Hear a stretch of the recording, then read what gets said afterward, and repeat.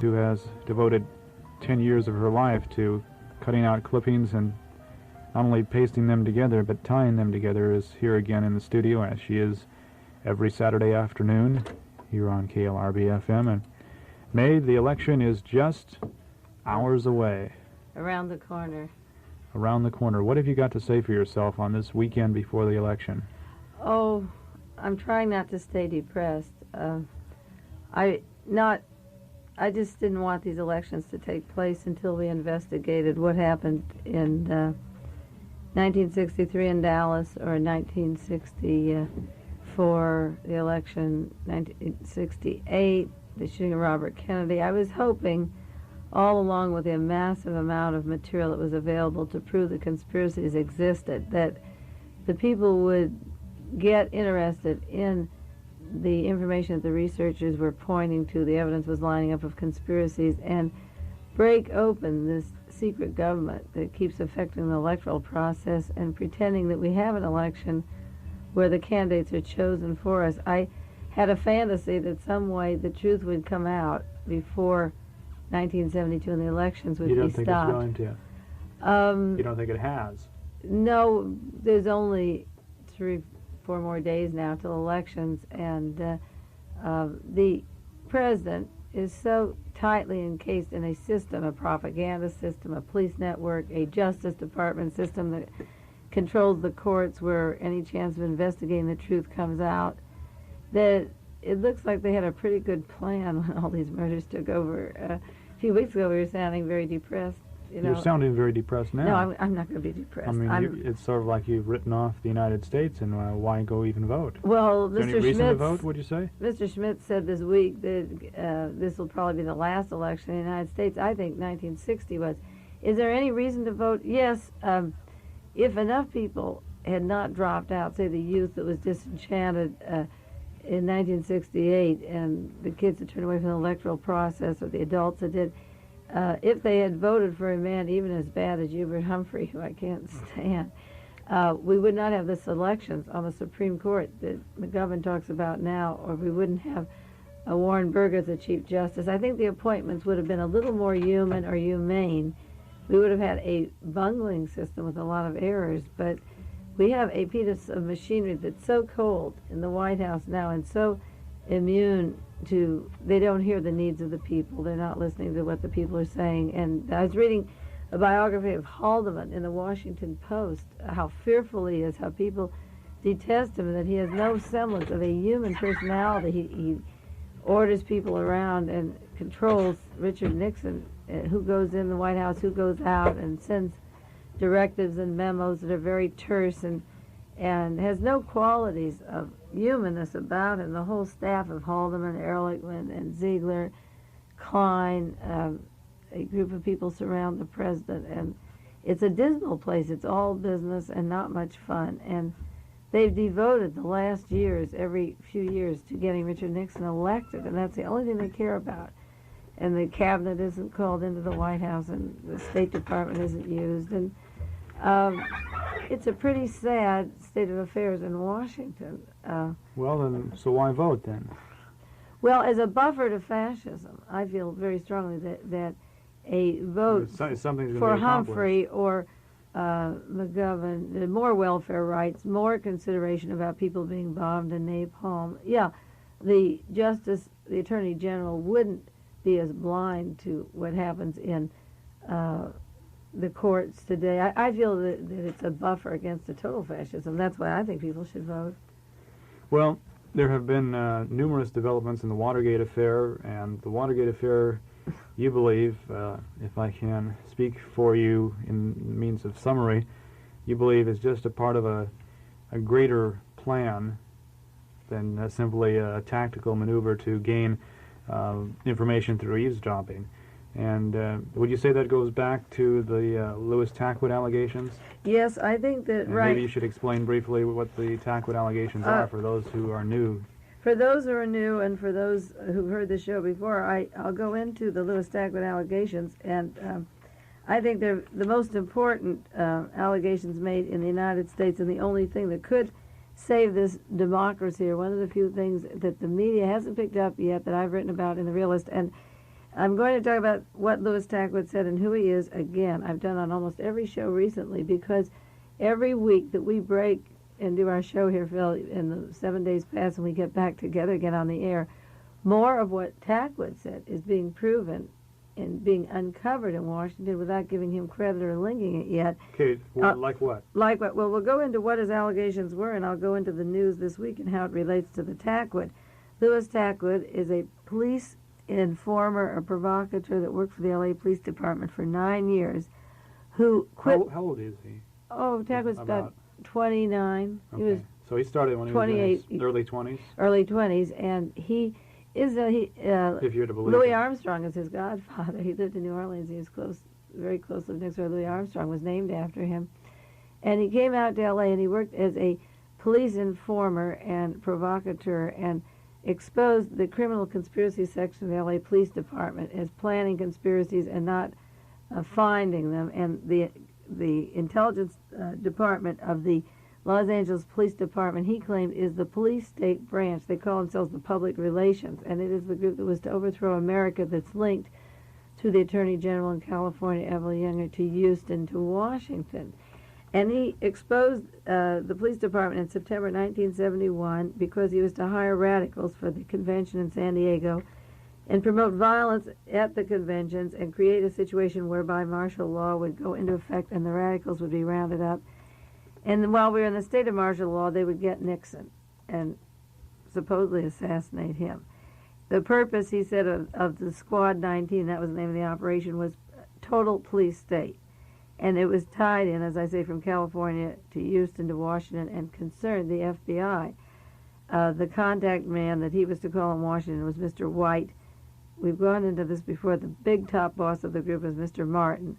At the time of the arrest at the Watergate Hotel, Mr. Hunt, Howard Hunt, had the code name White, and James McCord, registered at the police department as Mr. Martin from New York City.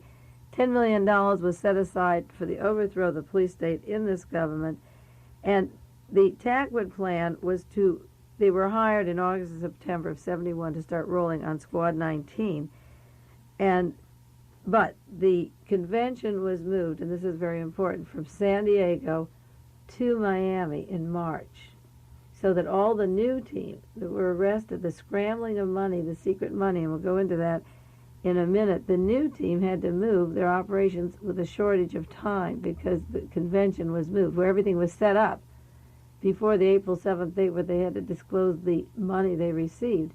They had to, in 1 month, move their whole operation. It'd be like a military operation planning something in Vietnam and having all to be in Laos instead 1 month later without anyone knowing how they got there or who funded it. So you're saying that the movement of money, what has been alleged and has practically been admitted by the Republicans, the movement from Texas to Mexico to Florida or wherever that went, out of the country, back in the country, and from one account to another, you're saying that was necessitated by the move from San Diego to Miami Beach. Yes, this is what I think happened.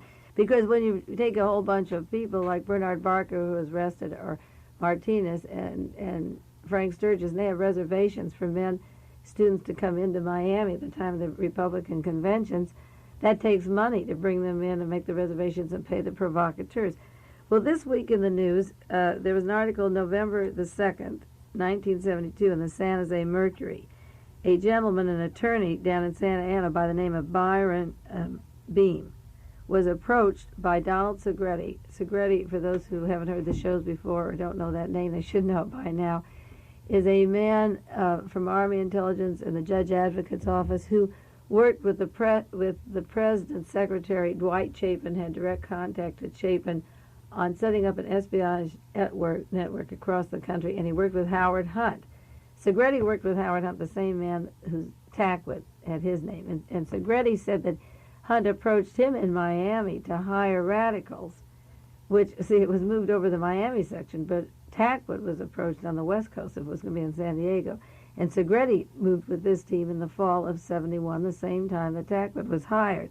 Well, it seems that Segretti had come to this particular attorney in Santa Ana and asked him to get him long-haired radicals to bring to the GOP convention. And you see, Tackwood was not believed by anybody when he had his news conference in L.A. because Number one, he'd been arrested on charges 9 years earlier, and number two, he was black and a police informer, and they took the word of Chief of Police Davis that he wasn't credible. They didn't check any allegations out. So they didn't want to believe Tackwood, but not wanting to believe him doesn't mean he wasn't right. I believe what he said because it fit in with my research. But here's an attorney in Santa Ana who was also approached by Segretti to hire specifically long-haired radicals for the convention. Well, other attorneys around California have also stepped forward recently, have they not? Yes. And said that they were approached by Segretti for basically the same reasons? That's right. So that one of the allegations that Tackwood made has been confirmed by Segretti and by this attorney and other persons that were hired to get provocateurs. Now, the second thing that was in the news this week was that Common Cause had a suit against the Election Finance Committee of Richard Nixon to disclose the people who funded Richard Nixon up to the date of the 7th of April. Now, Common Cause wants to know all of them, all They $10 want to million know worth. $10 million, and it now runs up to possibly, they seem to have spent $20 million, so it wasn't 10 in that interim. But you see, Tackwood had said there was a secret fund set up for $10 million. So G. Gordon Liddy, the attorney in the White House, who then moved to the committee to re-elect Richard Nixon, was one of the fundraisers and a lawyer for the Nixon committee, set the date of April 7th that Richard Nixon would disclose where he gets his money from. Now, do you contend that April 7th date was predicated on the convention being in San Diego? No, this is what happened. I think people were getting suspicious about Richard Nixon's funding ever since he's been in office, from his original $18,000 that he had to count to up to the present. So that they said, okay, the Democrats are going to have to say what they have this year, and the Republicans are going to say what they have. So they set this arbitrary date. We'll tell you what we have after April the 7th, which doesn't make sense. But this is where the finance problem came in. When the convention was moved in March from San Diego to Miami, they had to raise the $20 million in the 2 months, just March and April, because the cutoff date was April. You see, all the money that Bernard Barker was caught with, a lot of it, $114,000, and that $25,000 that Andreas had, the man from Minneapolis, was dated after April the 7th. We wouldn't know about this money if the men hadn't been arrested at the Watergate. But you see, there was this mad scramble of money by Maurice Stans before the April 7th cutoff, because they wanted to keep the donor. If it is espionage money, and it goes back to the article I wrote for The Realist, which people on the local community can get in the Thunderbird or up at the bookstore in Santa Cruz, I refer to Nixon as the clandestine agent, and I refer to the Watergate as a CIA operation. Well, you have to account for the money after April the 7th, so all the funds that were going into this espionage activity had to be tucked away before April the 7th. And what wasn't tucked away and spilled over, which was consecutive CIA dollars, $100 bills of consecutive order, was traced to this washing CIA type of the way you handle money. So that what they got caught with was they had a deadline of the date to disclose their money, you see. But then they had to move the convention in that amount of time, in 6 weeks, and fund all the new agents. So Bernard Barker, see, he may not have been used if the convention was in San Diego. The man in San Diego may have already been paid and has his money in the bank ready for whatever he's going to do, but he can't come forward. So this is why they've spent $20 million and they can only account for 10. There may be $10 million in California that was going to create the excuse for martial law. But when you have 6 weeks to move it to Miami to get the provocations you need to prove that McGovern's people are wild radicals, they had to shift all the money and all the people, so that the context of Segretti going back and forth across the country and Bernard Barker with Hunt and all the money, I can see all the mobility because they had to set themselves up before they disclosed how much they spent. Just as a sidelight, not to throw you off the track too much, this $10 million figure has been bandied about for quite some time. And I'm not too sure what the source of that $10 million figure is, besides the reference by Tackwood that there's a $10 million fund established for the hiring of radicals and things like that. Did the Republican organization ever say that they had $10 million up to that point? Yeah, see, what happened was Mullen Associates, which is a public relations firm, set up all these dummy fronts for financing Richard Nixon's campaign, because corporations aren't supposed to give, and certain groups are broken down, like the Milk Fund gave through 50 organization fronts, and each one opened a separate bank account of $2,500. See, and they broke it, and they never used the banking for anything other than one check in each account. And they set up these dummy front organizations so that when it came time to announce, they themselves said, we have $10 million and we won't tell you where it came from. And it came from all, remember once on a show way back where we read off the names of all the dummy front organizations? Oh, it's amazing. It was just unreal that they could think of so many, and they were saying... Kindergartners for Nixon. Yeah, it wasn't dairy cows for Nixon. That's right. Well, it says the TV for Nixon and Agnew and Nixon for TV. Words switched around. The Finance Committee for the re-election of the president. The California Finance Committee for the re-election of the president. See, various names used. Here's the article from the Realist where I have the funding. It was the Robert Bennett, who worked in Mullen's public relations firm, and they admitted that they set up dummy front organizations that raised $10 million. Now, they didn't refer to Tackwood's article on their own. They're saying that they had $10 million in. There were 75 to 90 different organizations and different names, you see. So that the scramble for money is very important. And in the Common Cause suit, they were John Gardner and the organization was asking to disclose the funding of Richard Nixon, who was giving money. So they made a deal out of court this week on November the 2nd that they would give the names of all the people who donated to Nixon before March, but they wouldn't tell who gave it from March to April. So John Gardner made a deal, and I called a congressman today in Washington to say, you call Common Cause, this particular man's aide, investigator for him, knows my work and knows the research, and I said, you get to Common Cause and get to Washington when Congress gets back and say, you either want to know all the money or nothing. See, they said, okay, if we'll tell you how much money the President's committee got up till March, and therefore they made this deal. Maurice Stans, who's the head of the financing of the Richard Nixon campaign, who was a former Secretary of Commerce, would not have to testify or appear, and by giving all their records up to March, there will be no disclosure for congressional committees or other investigators. Then it'll all be all locked up. So the General Accounting Office is getting all the money up till March, and the point of it is that it's the money, it's from March to April that is necessary to know, because that's when the secret government had to move from San Diego to Miami. See how subtle that is. So people might want to write Common Cause and John Gardner and ask him why he made the deal. The San Francisco. Would you say that? Well, I think it would help to write to, say, Patman or Proxmire or somebody who's showing an interest, or write to Common Cause, John Gardner, and in Washington, D.C., because the whole point is anything up till March the 7th would be valuable to know. But even the San Francisco Chronicle of November the 2nd had an article, a title of the article called The Gap. And it said the gap between March 9th, 1972 and April 7th is significant. Mid-March to April 6th has been believed to be the heaviest time of the controversial contributions. See, even the Chronicle recognizes that. The Chronicle doesn't even know about Lewis Tackwood. And they recognize that the critical contributions came from March 9th to April 7th. They said the experts on campaign spending estimate that $20 million was spent in that time.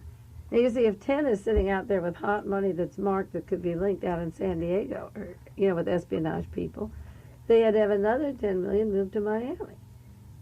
So maybe people would like to write to Common Cause. I'm curious as to what results people are having with their letters. I know a lot of people are writing to Are they senators. writing?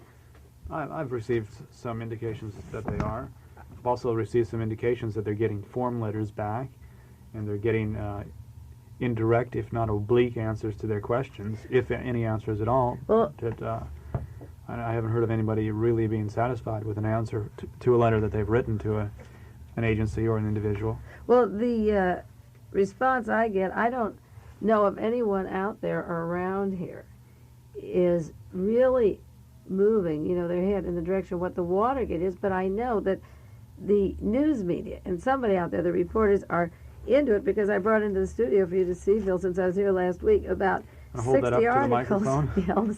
It's too bad it isn't television to see a 3-hole notebook filled with about 60 important articles in a 1-week time period since we met last week. And I can attest to the fact that the radio broadcast wires We have United Press International teletype here, written specifically for radio, has been equally full of Watergate and related incidents. Oh, that's good. We see Walter Cronkite did 15 minutes this week on the funding of the Watergate, and last week he did 15 minutes on the Watergate. So somebody... that is extremely, I think, significant. Yeah, bearing in mind the fact that 15 minutes of network time is extremely expensive, and network news rarely takes more than 5 minutes on any story. 15 minutes on just the funding. You see, we're talking each week or trying to express, what is happening when you refer to the Watergate.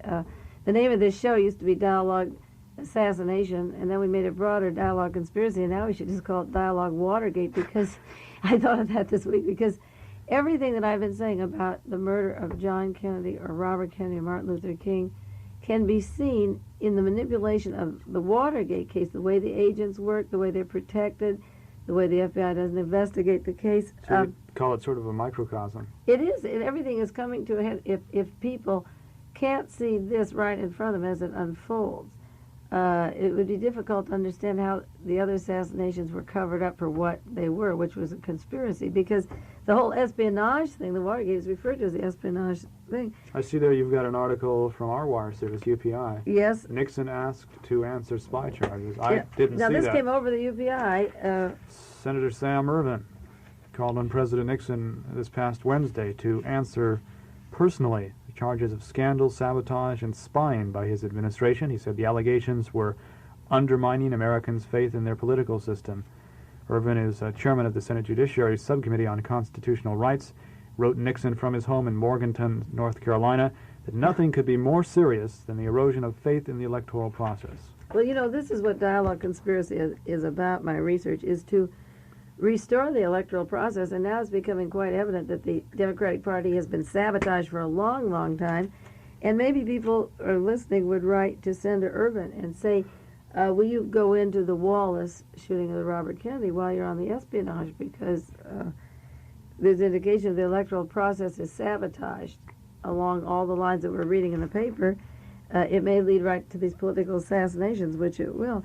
Did you see the article? Now, this wasn't an APUP, but it's by Michael Harris on the sabotage by Richard Nixon in 1962 when he was running for governor of the state of California, and there was a lawsuit on this particular case. Amazing what the Watergate has done. People digging places. They're really digging, and we'll be going. I have not heard of this. You have not heard of that? Where was this article taken from? Well, that article is taken from the San Francisco Chronicle, and the New York Times had a long article, and in essence, this is what it says, that a former Democratic State Chairman, Roger Kent, charged that Mr. Haldeman, who's been named in the Watergate suit now, who's the top man in the White House with Richard Nixon, and Mr. Herb Klein, who's the head of communications with Richard Nixon, set up a pattern of sabotaging the Democratic Party when Richard Nixon ran for governor in 1962. And they have a sworn deposition in the court signed... Wait a second. Signed by Haldeman? Signed by Haldeman, Nixon's chief of staff, that authorized the payment of $70,000. Now listen to this reason. Read it. Okay. No, I just wanted to draw attention to the reason. I can't believe this. Having read this for the first time now, it's a little hard to believe. Read the whole article, then we'll discuss it. Well, you've already mentioned that... I'll start at the beginning again. Okay. And if you've heard it before, just wait till I get to something new. Former Democratic State Chairman Roger Kent charged that two of President Nixon's current White House aides set a pattern for sabotaging the Democratic Party during Mr. Nixon's unsuccessful campaign for governor in 1962. As evidence, Kent produced a sworn deposition signed by H.R. Haldeman, the president's chief of staff. Now, in his deposition, Haldeman said he had authorized payment of $70,000 to the late Joe Robinson, San Francisco petition circulator, for sending out postcards from a Committee for the Preservation of the Democratic Party in California, seeking to discredit Governor Edmund G. Brown.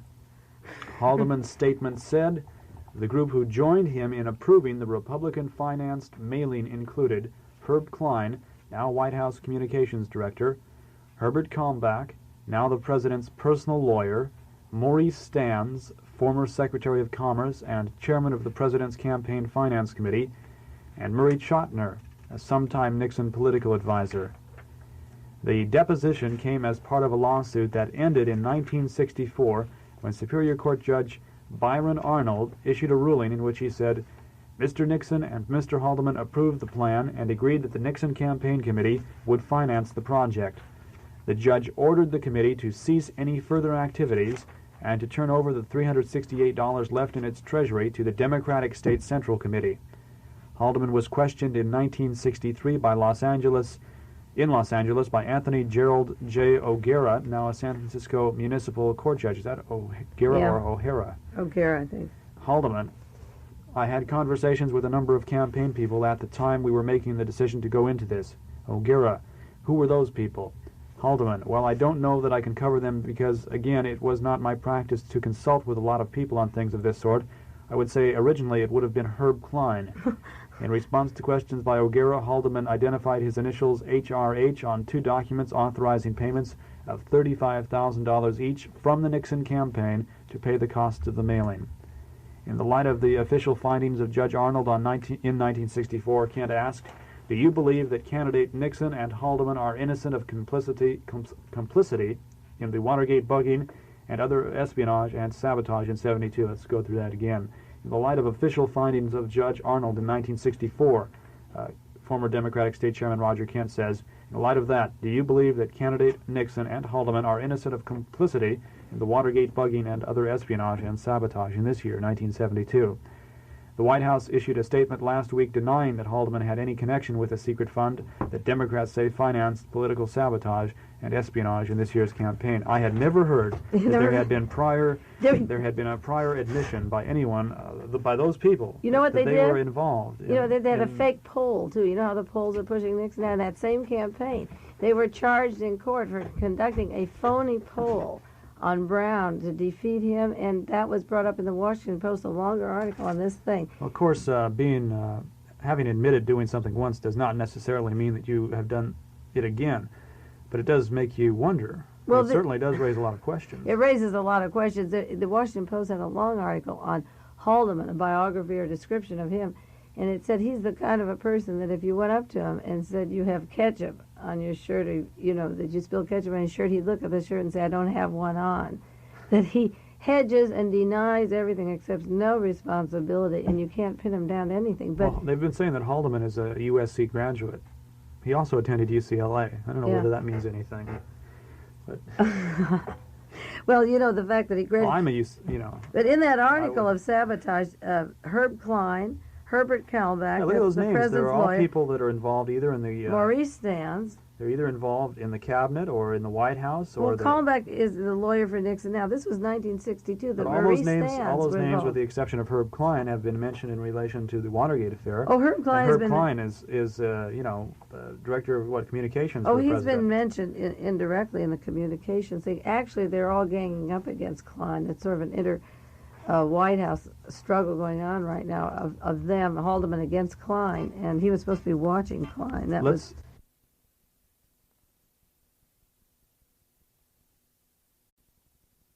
Well, welcome back to part 2 of Dialogue Conspiracy. Part 2 of Dialogue Watergate, whatever you want to call it. Yeah. I'd say that people would be getting tired of hearing about the Watergate, but the story's different. Just added on to every week. There's new developments, so it's not really repetitious, I don't think. It gets more serious every week. This week there was the story of wiring the nation.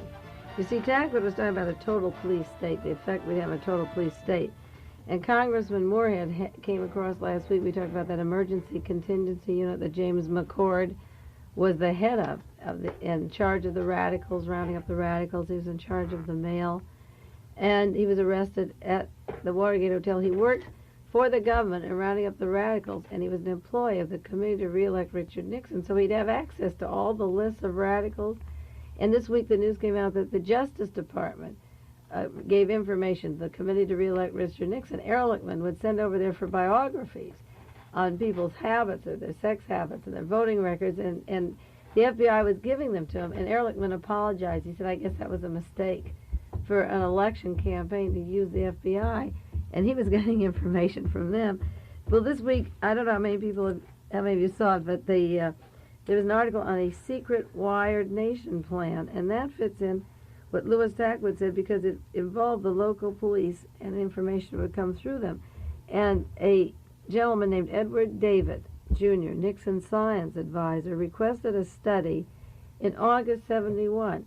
And Phil, again, this is the fall of 71. When Segretti went to work, Tackwood went to work, and Edward David went to work for the White House, and the 300-page report that was put together in August 71, every single page was stamped administratively confidential. And this is what the plan was. It was to wire every American home, car, boat with an FM channel into a central communication system under government control. It was worked out by Nixon's domestic counsel. Now remember, in the article I did in The Realist about Roy Ash from Linton Industries, he sits on the domestic counsel of Richard Nixon, and he was a conduit of funds for the overthrow of Greece, for their fascism. And Roy Ash, the domestic counsel, was the one who got this thing worked up. And they envisioned a totally wired nation where, you know, if you have a certain part of your car that has to be on for smog, every television, every radio station, every car, boat, and home would be wired with this particular channel, 1 or 2, and later more. And they had a blueprint for a government-operated propaganda and spy system. They called it that. This is in the memo that Congressman Moorhead has.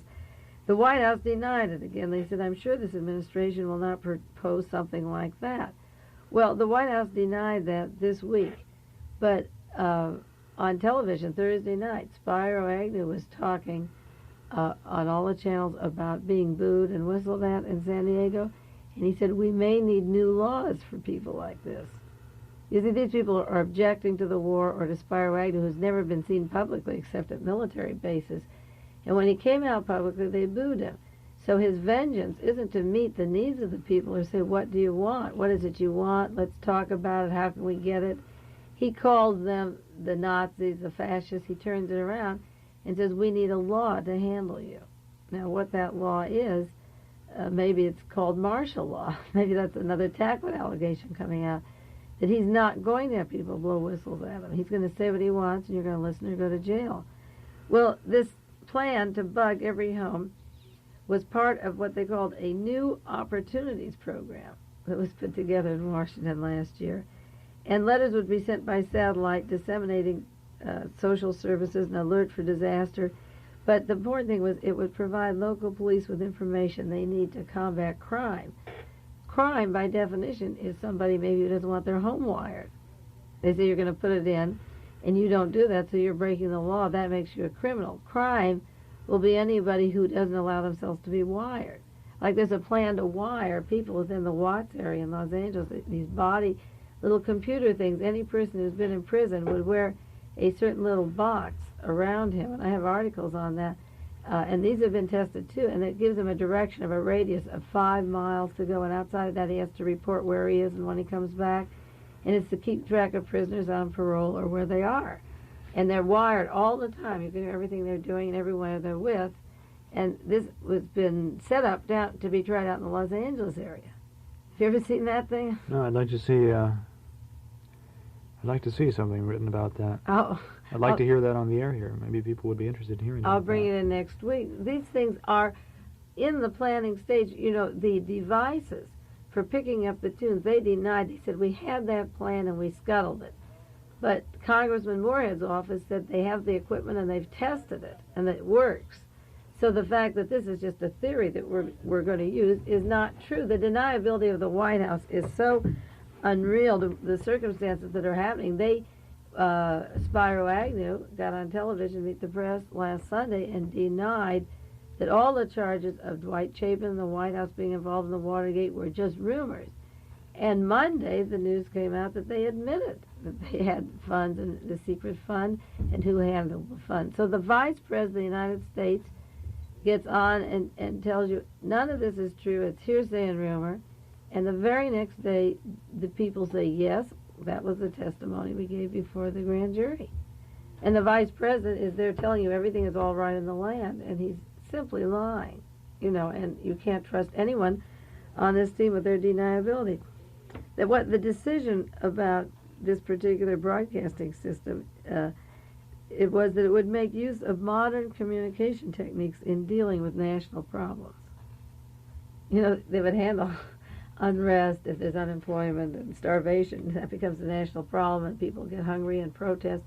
You eliminate the people that are speaking up. Well, it didn't say they deal with starvation that way, did it? Well, what the people that are protesting, like in Washington this week, are a group of Indians asking for less than starvation share of their thing that's going on. All the treaties were broken. They never got fair housing, education, food to eat, and wildlife and fish being taken away.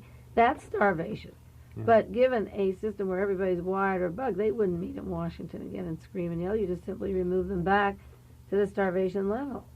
Yeah. This wired nation concept is not new. It's been talked about among broadcasters. The government did propose, and to my knowledge is still considering, a system whereby on direction from the White House or from one of the national headquarters, like at Stone Mountain, these special transmitters, government transmitters, would be installed all over the country, and they would be able to go on the air. The government would be able to go on the air through every radio and television station in the country, And give orders. and immediately transmit information, and it would go to every radio and TV set, whether it would be on or not. Yeah. It would automatically come on, whether you had the set on or off, and no matter what station you were tuned to, it would come on over that station, and the government would be broadcasting through every receiver in the country, radio and TV. Well, And that has been on the drawing boards for a long time. See, this is the way they took over Greece when they cut all the communications except certain channels or radio stations. Then they get on the broadcast and they say, every person with a weapon, turn it in. And if you don't do it, you're thrown off to Greek island and tortured and become a prisoner. If it's broadcast for every station that you turn in your gun, you either do or you don't. And everyone march out in front of the houses, and these people will go this place, and like in Germany, and others will go there, and you'll be shipped off on trains. All of this is possible because if they own the communications and they give the orders, anything that you fight back, you become a criminal because the order comes down from the state. The important thing is the connection to the police units. This is what Tackwood was talking about, and I think 1 or 2 years from now people are going to be sorry that they didn't take those allegations seriously and didn't write to congressmen and while this Watergate thing is being opened up, didn't show any interest in what's happening. We've strayed from the Watergate. Let's return. You have a lot of material still there. Well, here's a McGovern-Shriver newspaper, which has an address here, and it has the dates of keeping up with the Watergate, because on this show we could just barely cover 1 or 2 articles, and I wanted to use the funding and how it pertained to the Tackwood and the provocateurs that were hired, and the police state that Tackwood talked about the whole national broadcasting thing. So we can't cover all the articles, but this little newspaper has a resume of the news from September 21st. It's a 3-page article, 2 pages and a half. It comes from the McGovern-Shriver headquarters on memorandum on the Watergate, and the address is 1910 K Street, Northwest, Washington, D.C., 20006. And you can pick it up, this little newspaper. This one is dated October the 24th. And there's a first one that came out, September 21st, and then the next one is October 24th. And they have these mimeograph pages with a resume of what has been happening, so that if people want to become more informed, write and get this information. There's not even a prize on it. And write to Dave Reinhardt. There's no reason not to be informed on this, Give the address again, and you'll get the McGovern-Shriver newspaper. It's actually, I think, a news release. It details it's a chronology of the Watergate affair from those dates that Mae mentioned. And write to Dave Reinhardt, Reinhart, 1910 K Street, Northwest. 1910 K Street, Northwest, Washington, D.C., 20006. Now, in my first article in the Realist on the CIA operation, how the CIA overthrows the government and affects the electoral system, I use the example of the deniability, that whenever somebody's caught, they give great denials about what happened, whereas the evidence doesn't fit those denials. And the Los Angeles Times this week, dated October the 30th, the Monday paper, has a full page, and it's called The Watergate Reviewed. the allegations and denials. And if anybody's interested, write the Los Angeles Times for the October 30 issue. And it's by John Lawrence from the Times Washington Bureau. And what they do, they talk about the Watergate affair, how it started. Then they begin with the evidence of who the men were, and they go into the deniability. And then they go into the truth of the background of the particular men. They go into the involvement of John Mitchell, the deniability, then the source of the actual information that caused them to deny in the first place. They go into Bernard Barker's bank accounts, then the deniability, then the source of where the money began to leak from. And this is a full page with many, many sources of actual factual information. It's a marvelous article. The Times did endorse Nixon. They did endorse Nixon. Well, you know, there's an article in the Los Angeles Times today, and it was a letters to the editor. Thursday? No, it was Thursday's paper. It was a letters to the editor, and it was said, even though the Times endorsed Richard Nixon, the following people are voting for George McGovern. And they put it in the letters to the editor, and it was a long, long list of the Times employees. It was really far out. And they wanted on record that even though the boss was for Richard Nixon, they weren't. And even exposing all of this. Were those reporters or pressmen or what? People that work on the staff, maybe set the ink, the typesetters, the reporters, a whole, none of the name reporters that I know, but a whole group of them signed this, you know, and it's really far out. Now, this week's news, I brought in the articles. There was a long two-page article in the Washington Post on the biography of Dwight Chapin, the press secretary, the man who makes all the, not the press, the man who makes all the appointments for Richard Nixon. And it's a two-page article, and it was very revealing for several reasons. Dwight Chapin's father is vice president of Garrett Corporation, the aerospace industry. And in my article, when I write about the origins of Richard Nixon, how he's controlled by the aerospace industry, I thought it was interesting that the man who makes all the appointments for Richard Nixon is the son of Norman Spencer Chapin, vice president of Garrett Corporation.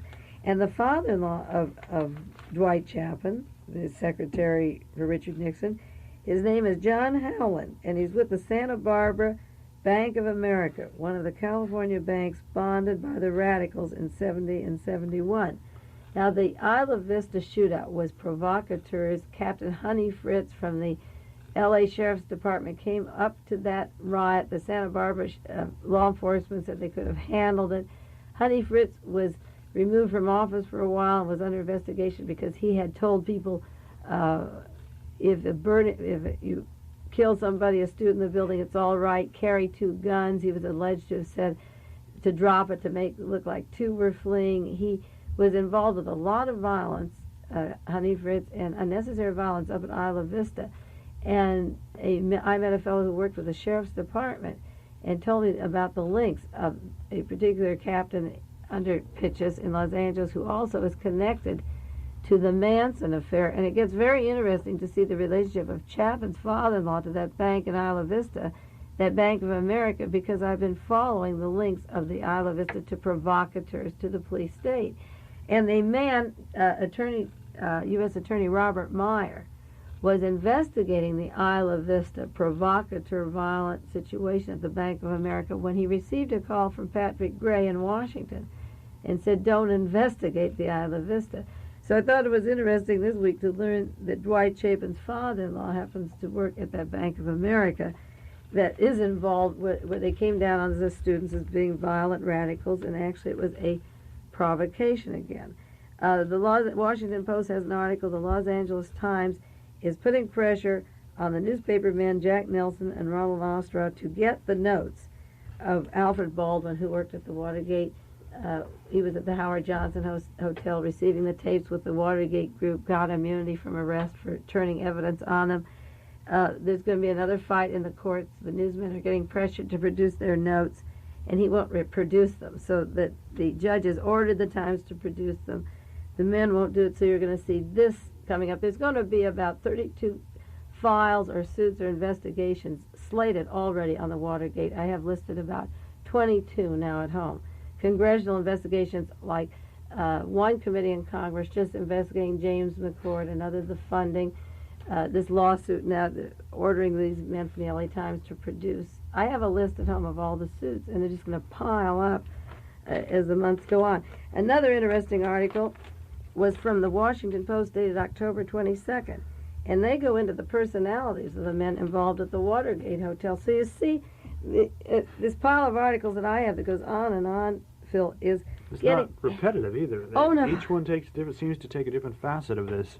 Yeah, see, this one is a brief biography, maybe 3 or 4 paragraphs, on Herbert Kalmbach, a new name to people, the president's attorney who's making that deal for that house, that he just got down at near San Diego. Now, there's Maurice Stans. These are the people that they're writing up, new names that are popping up in the news that make the entourage around Richard Nixon that are involved in the Watergate espionage activities. See, this article is Dwight Chapin, Gordon Strachan, Ken Clausen, William Timmons, Glenn Seedham Jr., Howard Hunt, Robert Martin, G. Gordon Liddy, James McCord, Fred LaRue, Robert Odell, Hugh Sloan, Herbert Porter, Jeb Magruder. The news is coming in not with a little AP wire, but 2 pages of a newspaper. That's a lot of news on one article, isn't it, Phil? That pours in this kind of... It's very unusual. It's amazing. And the name of this article in the Washington Post was Charges Involve GOP Figures.